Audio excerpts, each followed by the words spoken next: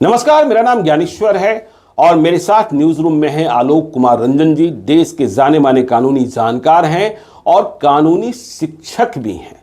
जजेस को पढ़ाते हैं, जजेस तैयार करते हैं। देखिए, दिल्ली में एक बहुत ही बड़ा लॉ इंस्टीट्यूट है, एम्बिशन लॉ इंस्टीट्यूट, उसके फाउंडर हैं और जो आईएएस की तैयारी करते हैं उनके साथ भी ये रहते हैं।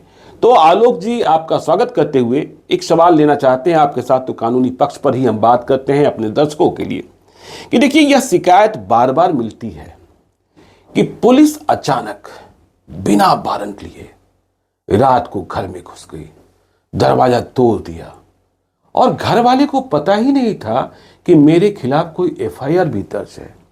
किसी के भी घर में घुसी आ गई और पता नहीं वहां घर में महिलाएं हैं, घर में किस अवस्था में लोग हैं। क्या पुलिस को बिना वारंट रात में घर में घुस जाने का अधिकार है? लोग छत पर चढ़ जाते हैं, खिड़कियां तोड़ देते हैं। क्यों होता है ऐसा? क्या कहता है कानून?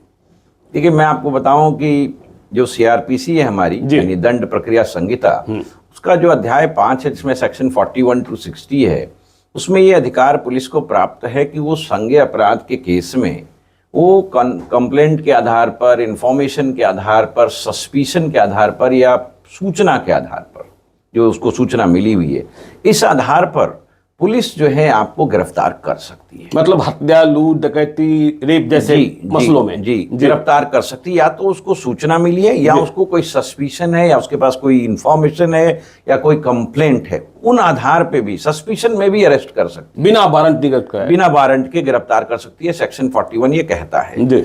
वारंट की जरूरत तब होती है जब नॉन कॉग्निजेबल ऑफेंस हो। कॉग्निजेबल ऑफेंस, संज्ञेय अपराध में वारंट की जरूरत नहीं होती है, पुलिस को ये अधिकार है। अब आप देखिए आगे, ये पुलिस जब गिरफ्तारी करने जाती है तो पुलिस जो है कुछ फोर्स का भी यूज कर सकती है। सेक्शन 46 में कहा है कितना फोर्स यूज कर सकते हैं आप। देखिए, महिला का जहां तक गिरफ्तारी का सवाल है, तो महिला को जनरली कहता है लॉ भी कि आप सनसेट और सनराइज के बीच, यानी सूर्यास्त और सूर्योदय के बीच गिरफ्तार ना करें। उसमें भी सुप्रीम कोर्ट ने स्पष्ट किया है ये कोई रूल नहीं है, ये एक व्यवस्था है और एक्सेप्शनल केस में महिला को भी रात्रि में गिरफ्तार किया जा सकता है। तो जहां तक गिरफ्तार करने का अधिकार है, बिना वारंट के पुलिस गिरफ्तार कर सकती है, घर आ सकती है, इसमें कोई शक संदेह नहीं होना चाहिए। सेक्शन 47 तो यहां तक कहता है कि वो दूसरे के घर में छिपा है, तो वहां भी आपने कई हिंदी फिल्मों में भी देखा होगा कि वो प्राण छिपा है कहीं और प्राण साहब को खोजने पुलिस दूसरे के घर तक जाती है। तो ऐसा भी हो सकता है। पुलिस को यह अधिकार सीआरपीसी में मिला है, लेकिन इस अधिकार का प्रयोग पुलिस गलत ना करे, इसकी भी व्यवस्था की गई और कहा गया है कि रीजनेबल फोर्स यूज करना है। आप डेथ कारित नहीं करेंगे।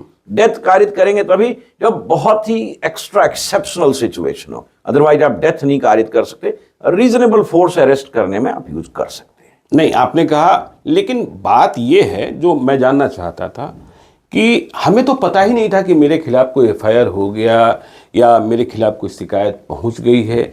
और आप देखते होंगे पुलिस अधिकार का गलत इस्तेमाल भी करती है।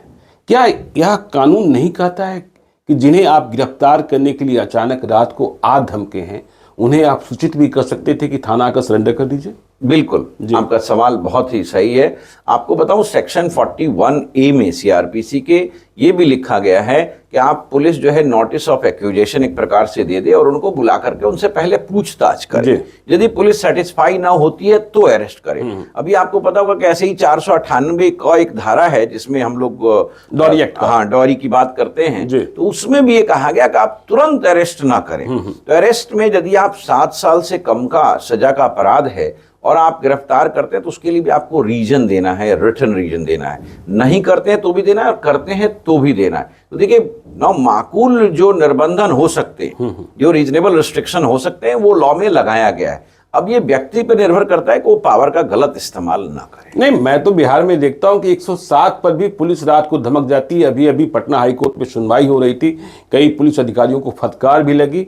107 में पुलिस का रात को घुस जाना बिल्कुल तांडव करते हुए कहां तक जायज है? नहीं, 107 में पुलिस को तो कोई भी अधिकार नहीं है। 107 का जो लॉ है उसमें एग्जीक्यूटिव मैजिस्ट्रेट को सिर्फ अधिकार है। एग्जीक्यूटिव मैजिस्ट्रेट उससे कह सकता है कि किसी भी प्रकार की ऐसी घटना हो सकती है इसमें पब्लिक पीस का ब्रीच हो सकता है, लोक शांति भंग हो सकती है, तो उसमें 107 में एग्जीक्यूटिव मैजिस्ट्रेट कार्रवाई करेगा। पुलिस को तो सिर्फ इतना अधिकार है कि वो सूचना मैजिस्ट्रेट को दे सकता है और उस सूचना के आधार पर जो भी समन्स इत्यादि जारी किए गए हैं एग्जीक्यूटिव मैजिस्ट्रेट द्वारा उसको तामील कराएगा। उसके अलावा पुलिस को 107 में कोई अधिकार नहीं है। नहीं, एक और देखता हूं आजकल आलोक जी, देखिए लोकतांत्रिक देश है मेरा, प्रदर्शन का अधिकार है, धरना का अधिकार है, लेकिन पुलिस क्या करती है हर बात में 353, 353 आईपीसी, सरकारी काम में बाधा उत्पन्न करना बिल्कुल संज्ञेय अपराध हो जाता है और उसमें नाम लिख दिया फला फला फला, साथ में 1000 अज्ञात। ऐसी सूरत में जो पुलिस गिरफ्तारियां करती हैं या पुलिस धमक जाती हैं और ये अज्ञात और ज्ञात, इसमें क्या व्यवस्था है? ये देखिए, पुलिस को अधिकार तो है जी किसी भी प्रकार के इस प्रकार के अरेस्ट करने का और इस प्रकार की कार्रवाई शुरू करने का, वो आपकी बाध्यता है। यदि पुलिस नहीं रहेगी तो व्यवस्था कैसे बनेगी। लेकिन बात ये कि पुलिस इसका गलत इस्तेमाल ना करे, इस बात की जो है जांच पड़ताल होनी चाहिए। तो इसमें मैं बार बार आपसे कहूंगा कि पुलिस को जो अरेस्ट का पावर है उस पर रीजनेबल रिस्ट्रिक्शन भी आप सेक्शन 41 to 60 जो सीआरपीसी में हमारा है उसमें पढ़ेंगे तो पुलिस के इस पावर पे रीजनेबल रिस्ट्रिक्शन भी है। और लास्ट में ये भी लिखा है कि पुलिस को इसका कंप्लायंस करना है कि उसने पूरे प्रोसीजर को फॉलो किया। जैसे आप जानते होंगे अरेस्ट करेंगे तो आपको सूचना देनी पड़ेगी किसी निकट संबंधी को या किसी मित्र को, तो इस तरह की व्यवस्था बनाएगी। रीजनेबल फोर्स का इस्तेमाल करना है। इस प्रकार के अपराध जो आप कह रहे हैं छोटे मोटे, इसमें तो गिरफ्तारी होनी ही नहीं चाहिए। तो इस प्रकार की कभी भी शक्ति का गलत इस्तेमाल लोकतांत्रिक व्यवस्था के लिए उचित नहीं। पुलिस का कार्य लोक शांति को बनाना, ना कि लोगों को परेशान करना। पुलिस तो हमारी सुरक्षा के लिए। बिल्कुल नहीं, आपने कहा सूचित करना एक प्रावधान है। और आप यह भी बताइए गिरफ्तारी के बाद कितने घंटों के भीतर मजिस्ट्रेट के सामने पेश कर देना, क्योंकि मैं ये बराबर देखता हूं कि शायद कानून कहता है 24 घंटा, लेकिन 48 घंटे हो जाते हैं, 72 घंटे हो जाते हैं। पहले तो 48 घंटे पता ही नहीं चलता है कि गिरफ्तार कर ले कहाँ जाया गया। आपने बिल्कुल ठीक कहा, इसका बहुत ही गलत इस्तेमाल होता रहा। इसीलिए हमारे सर्वोच्च न्यायालय ने एक जोगिंदर सिंह का केस था, एक डीके बासु का भी केस है, और उसके आधार पर हमारे सीआरपीसी में संशोधन भी हुआ। सेक्शन 50 है, आप देखेंगे वहाँ इन चीज़ों का संशोधन हुआ। और अब आपको स्पष्ट कर दें इस पर कि भाई ऐसा है कि जब भी गिरफ्तारी होगी तो आपको सूचना देनी पड़ेगी। पुलिस क्या करती है कि गिरफ्तारी का समय गलत दिखाती है, वो गलत बताती है समय। पुलिस को अधिकार 24 घंटे डिटेन करने का है। ये सेक्शन 57 सीआरपीसी में बिल्कुल स्पष्ट है। यदि आप 24 घंटे से ज्यादा डिटेन करते हैं तो आपको 167 सेक्शन में जाकर के 167 में आपको रिमांड लेना पड़ेगा, जुडिशियल मैजिस्ट्रेट से होगी। पुलिस कोई अधिकार नहीं। पुलिस क्या करती है, इन्वेस्टिगेशन के लिए लोगों को 24 घंटे से ज्यादा रोक लेती है और अपना समय गलत दिखाती। ये तो पावर का गलत इस्तेमाल है, ऐसा नहीं करना चाहिए। हमें ऐसा नहीं करना चाहिए, नहीं करना। लेकिन जब करें तो फिर हम शिकायत कहाँ करें? शिकायत हम जो है मैजिस्ट्रेट के पास भी कर सकते हैं, शिकायत हम वरीय पदाधिकारी के पास भी कर सकते हैं। वही देखिए, कोई भी एपेलेट अथॉरिटी शिकायत को सुनेगी, लेकिन इस पर कोई कानून का ऐसा वो नहीं है कि ये बिल्कुल कोई अपराध है या इस प्रकार की चीज है, ऐसा कुछ भी नहीं है। तो आपने समझा। देखिए, आलोक कुमार रंजन जी ने बहुत स्पष्टता के साथ समझाया कि बिना वारंट के भी पुलिस क्या आपको गिरफ्तार करने के लिए पहुंच सकती है, महिलाओं की गिरफ्तारी के मसले में क्या प्रावधान है, और यदि पुलिस परेशान कर रही है तो आप सुनवाई के लिए कहां जाएं।